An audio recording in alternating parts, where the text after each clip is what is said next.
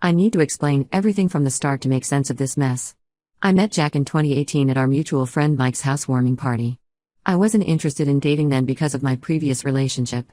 My ex, who I dated for 3 years, had cheated on me with my roommate Amy. I found out when I came home early from a work trip and found them together in our apartment. I had to move back with my parents and spent 6 months saving money for a new place. I met Jack right after I got my own apartment. He worked as a software developer at a big tech company downtown. We kept running into each other at group events because we had the same friend circle. Mike later told me Jack had asked about me after that first party and started showing up to more events hoping to see me. Jack was different from my ex in every way. He had a stable job, his own apartment, and clear goals for his future. He asked about my marketing job and remembered small details about my projects. After seeing each other at group events for 2 months, he finally asked for my number. Our relationship moved fast after that. We went from casual dating to being exclusive within 3 months. By 6 months, we were talking about moving in together. My parents, especially my dad, thought it was too soon. They kept bringing up my ex and how I needed more time to heal. My younger sister Dana agreed with them and said I was rushing things. I first met Jack's family at one of their Sunday dinners. His parents lived in a big house in the suburbs where Jack grew up. His sister Emma lived nearby with her 2 kids, Tom, 8, and Lisa, 6. Emma was a single mom. She told me her husband left when Lisa was just 6 months old. I liked how close their family was. They had dinner together every Sunday, celebrated all holidays together, and helped each other out regularly. Emma seemed nice at first. She invited me for coffee dates and shopping trips when Jack was at work. She told me about her life as a single mom and how hard it was to date while raising 2 kids. She worked as an accountant at a small firm and seemed to manage okay financially, though she mentioned it was tough sometimes. Jack spent a lot of time with his niece and nephew. He picked them up from school twice a week, took them to soccer practice, and helped with homework. I thought it was sweet how involved he was in their lives. Emma said the kids saw him as a father figure since their own dad wasn't around. We got married in 2019 after dating for a year. My family thought it was too soon, but Jack's family was excited. We had a medium-sized wedding with about 100 guests. Emma was very involved in the planning and even insisted on helping with the seating arrangements and decorations. Looking back, she was almost too involved, changing things I had picked to what she thought was better. After marriage, we rented an apartment for 2 years while saving for a house. We both wanted kids but agreed to wait until we were more financially stable. We found a house in 2021 and used our combined savings for the down payment. The house needed work, new kitchen, updated bathrooms, and fresh paint everywhere. We spent weekends fixing it up together. The problems started this February. Jack began staying late at work, saying his team had a big project coming up. He was promoted to senior developer last year, so I believed him when he said he had more responsibilities. It started with 1 or 2 late nights a week, then became almost every day. In March, I noticed he was spending more time at Emma's house. He would go there after work or spend entire weekends there. When I asked, he said Emma needed help with house repairs. Her basement had flooded, and she couldn't afford contractors. I offered to help too, but he said Emma was embarrassed about the state of her house and preferred if just he helped. I started noticing money issues in April. We had agreed to save $1,000 each month for our future family, but our savings weren't growing. I checked our bank statements and found regular transfers to an account I didn't know, sometimes $2,000 or more monthly. Some transfers were marked as home repair or emergency fund. I finally confronted Jack about the money in May. He admitted he had been helping Emma financially because she lost her job 3 months ago. He said she was too proud to ask their parents for help, and he couldn't watch his niece and nephew struggle. She had fallen behind on her mortgage payments and needed help with basic expenses. Then came the bigger revelation. Jack said Emma was struggling with depression and couldn't handle being a single parent anymore. He had been basically raising the kids for months, picking them up from school, taking them to doctor appointments, helping with homework, and even attending parent-teacher conferences. Now he wanted us to adopt them officially. I couldn't believe what I was hearing.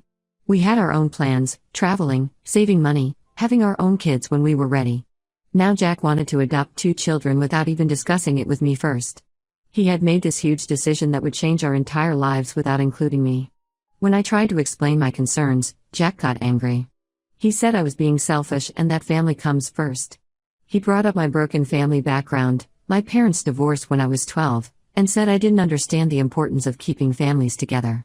This hurt because both my parents stayed involved in my life after their divorce. Jack left 3 days ago to stay at Emma's house. His parents called yesterday to tell me I was being unreasonable. They said Jack was just being a good brother and uncle, and I should be proud of him for stepping up. His mom said I was being immature and needed to understand that marriage means supporting your spouse's family too. I found out today that he's been paying all of Emma's bills, mortgage, utilities, car payment, even her credit card debt. Money that was supposed to be for our future is gone. Our savings account is almost empty. I checked our credit card statements and found charges for groceries, kids' clothes, and even a family vacation to Disney World that I knew nothing about. I don't know what to do anymore. Should I try to work this out? Am I wrong for feeling betrayed? How can I trust him again after he hid such big financial decisions from me? Update 1: I need to update everyone on what's happened since my last post. Things got much worse than I expected. After reading everyone's comments about financial fraud and protecting myself, I decided to look deeper into our accounts. The day after my post, Jack came home wanting to talk. He apologized for hiding the money transfers and said he should have been honest about helping Emma. We sat at the kitchen table for 3 hours going through our finances. He showed me emails from Emma about her job loss and bills she couldn't pay. He promised to be more open about financial decisions and suggested we set a fixed monthly amount to help her until she found a new job. I agreed to work on our issues and we made a plan. We would help Emma with basic expenses, $1,000 monthly for 3 months while she job hunted. Jack said he would stop making random transfers and would tell Emma she needed to find work soon. He even called his parents that night to ask if they could help with the kids while Emma went to job interviews. The next day, I started organizing our home office to make a proper budget. In the back of Jack's desk drawer, behind some old warranties, I found loan documents. Jack had taken out a second mortgage on our house for $200,000. The papers were dated March 15th, right when he started spending more time at Emma's house. My signature was on them, but I never signed anything. He must have forged it. I spent the entire next day going through every piece of paper in the office. I found bank statements from an account I didn't know existed. Jack had opened a separate account and was depositing part of his salary there. He got a raise last year that I didn't know about. Instead of telling me, he put the extra money in this secret account. Then I found something that made everything worse. Jack had used the second mortgage money to buy a house. The one 4 blocks away that Emma and the kids moved into last month. I remembered when they moved, Jack spent a whole week helping them, saying Emma had found a cheap rental through a friend. But it wasn't a rental. The house was purchased for $450,000, with Jack and Emma both listed as owners. I called my friend Lisa, who works at a bank, for advice. She said taking out a second mortgage without both owners' consent was fraud. She helped me freeze our joint accounts and recommended a lawyer who specializes in financial fraud cases. When I confronted Jack about the house, he didn't even try to deny it. Instead, he told me something that changed how I saw our entire marriage. He said he and Emma had made plans years ago about raising the kids together. When Emma's supposed husband left, which I now doubt even happened, Jack promised to always be there as a father figure. They had some kind of agreement that he would help raise and provide for the kids. I spent the next few days going through old photos and social media posts. I found pictures from before I met Jack. He was at every birthday party, school event, and holiday with Emma and the kids. There were family vacations where Jack went along, even when he told me he was on business trips. In some photos, the kids were calling him daddy in the comments. I talked to my old friend Sarah, who went to college with Jack. She told me something I never knew. Jack and Emma were always unusually close. At college parties, Emma would drive 2 hours to visit him. She would stay in his dorm room, saying she was too tired to drive back. Sarah said their friends thought it was weird but assumed it was just because Emma was a single mom who needed support. Yesterday, Emma started sending me long text messages. She said I was destroying their family by questioning Jack's commitment to the kids. She said they had a special bond that I could never understand. The kids called him dad when I wasn't around, and she said they had been doing this since before I came into the picture. Last night, I checked Jack's phone while he was showering. There were hundreds of daily texts between him and Emma going back years. They talked constantly about everything: the kids' schedules, inside jokes, plans for the future. They had detailed conversations about the house purchase from months ago, discussing paint colors and furniture placement like it was their shared home. The worst part was finding their shared budget spreadsheet. Jack wasn't just helping with necessities, he was paying for everything. Emma's car payments, gym membership, hair appointments, yoga classes, new clothes, kids' private school tuition, family vacations. All while telling me we needed to save more money for our future. I packed some clothes and moved to my parents' house this morning. Jack keeps calling and texting, saying other families help each other financially all the time. He says I'm overreacting and that plenty of brothers support their sisters. His parents called too, saying I'm being selfish and trying to come between their children's special bond. My mom pointed out something I hadn't considered. In the 5 years I've known Emma, she never dated anyone seriously. Anytime a man showed interest in her, Jack would find problems with him. Too old, too young, wrong job, bad with kids, there was always some reason Emma shouldn't date him. Last year, she was offered a job in another city with better pay, but Jack convinced her to turn it down because it was too far from family. I've talked to a divorce lawyer and started documenting everything. I don't know what's really going on between Jack and Emma, but I know I can't trust anything they tell me anymore. Update 2: After seeing everyone's comments suggesting something more was going on, I hired a private investigator. I found one through my lawyer who specializes in family cases. It was expensive, $3,000 upfront, but what he discovered was worth every penny. The pie started by looking into Emma's background. The first big discovery was that Emma isn't Jack's biological sister. She came to live with Jack's family when she was 16 and he was 12. Her mom died in a car accident, and she was going to enter foster care. Jack's parents knew her mom through church and offered to take her in. Here's the strange part: they never legally adopted her. The pie found old court records showing they applied for guardianship but never completed the adoption process. They told everyone she was their adopted daughter, but legally, she wasn't. They kept all this quiet because Emma supposedly didn't want people to know about her past. The pie also investigated Emma's supposed ex-husband. She had told everyone he was a businessman who traveled a lot and left her when Lisa was a baby. But there were no marriage records, no divorce papers, no legal documents at all. The pie checked records in every state where Emma had lived. This man didn't exist. Then came the birth certificates. Neither Tom nor Lisa had a father listed. The pie found medical records showing Jack was listed as Emma's emergency contact for both pregnancies. He was present at both births, listed as family member on hospital documents. The investigator dug into old social media posts. Most were deleted, but he found archived versions and posts on friends' pages. When Emma was pregnant with Tom, she was living in Jack's old apartment. They told everyone they were temporary roommates while she got back on her feet after her husband left. But neighbors from that time told the pie they acted like a couple. The pie found their old high school yearbooks. There were notes and messages between Jack and Emma that seemed more romantic than sibling-like. He found photos from school events where they went as each other's dates, before his parents took her in. I took this information to Jack's college friend Mike. After a few beers, he admitted what really happened. Jack and Emma started dating when they were teenagers, shortly after she moved in. They kept it secret because they lived in the same house. When Emma got pregnant the first time, they created the story about her husband to avoid questions. Mike said several of their college friends knew the truth. Emma visited Jack at college almost every weekend. They shared a dorm room, and everyone knew they were together.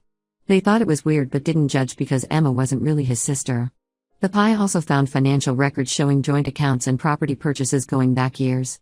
They bought a timeshare together in 2016, before I met Jack. They owned a car together that was sold right before our wedding. The house they just bought wasn't their first joint purchase. They had invested in rental properties together under an LLC. I finally confronted Jack with all the evidence. He broke down and admitted everything. He and Emma had been together since he was 14 and she was 18. When she got pregnant at 23, they decided to keep the relationship secret to avoid judgment. His parents helped create the story about Emma's husband because they were worried about their reputation in church. Jack said he married me because Emma thought it would look suspicious if he stayed single forever. They planned to raise the kids together while maintaining the lie about being siblings. The house he bought recently was meant to be their real home. He was planning to gradually spend more time there until he eventually left me. The worst part was learning that the kids knew the truth. They called Jack Dad because he is their father. They were told to call him Uncle around me and others to maintain the lie. All those times he helped with homework or attended school events, he wasn't being a supportive uncle, he was being their father. I asked Jack why they involved me in their lie instead of just living their life together. He said they thought having him marry someone else would make their sibling relationship more believable. They needed a cover story, and I was it. Years of my life were wasted being part of their lie. Update 3: The divorce is finally settled. My lawyer used the evidence of financial fraud to negotiate a good settlement. I kept our house, and Jack has to pay off the second mortgage he took out in my name. I also got 70% of our savings and investments as compensation for the fraud. The whole process took less time than expected because Jack didn't want to risk the truth coming out in court. Jack and Emma moved to Colorado last month. My friend who still follows them on social media said they bought a house there and enrolled the kids in a new school. They're living together openly now, telling people they met 2 years ago through work. They deleted all their old social media posts and created new accounts with their fake story. The kids seem happy based on the photos I've seen. They don't have to hide anymore or pretend Jack is their uncle. Tom is playing soccer for his new school team, and Lisa joined a dance class. Sometimes I feel bad for them. They spent years lying about their own parents because of Jack and Emma's choices. Jack's parents tried to buy my silence last week. They offered me $50,000 to sign a non-disclosure agreement. They're worried about their reputation at church and in their social circle. I refused the money. I haven't told everyone the truth, but I won't promise to keep their secret either. They made their choices, and now they have to live with the consequences. My old neighbors still ask questions about what happened. They think Jack left me for his sister, which is technically true but not in the way they think. Some people in our friend group have figured out parts of the truth. Sarah pieced it together from things she remembered from college. Mike feels guilty for keeping their secret all these years and has apologized to me several times. I got a job offer in Seattle last week. It's a marketing director position with better pay and opportunities for advancement. I accepted it immediately. The real estate agent is coming next week to list our house.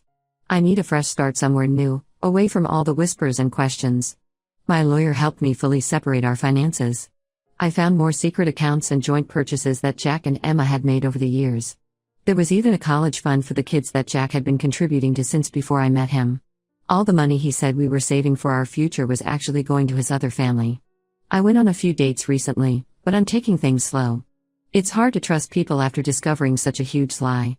My therapist says it's normal to feel this way and that I need time to process everything that happened. At least now I understand why Jack always changed the subject when I talked about having our own kids.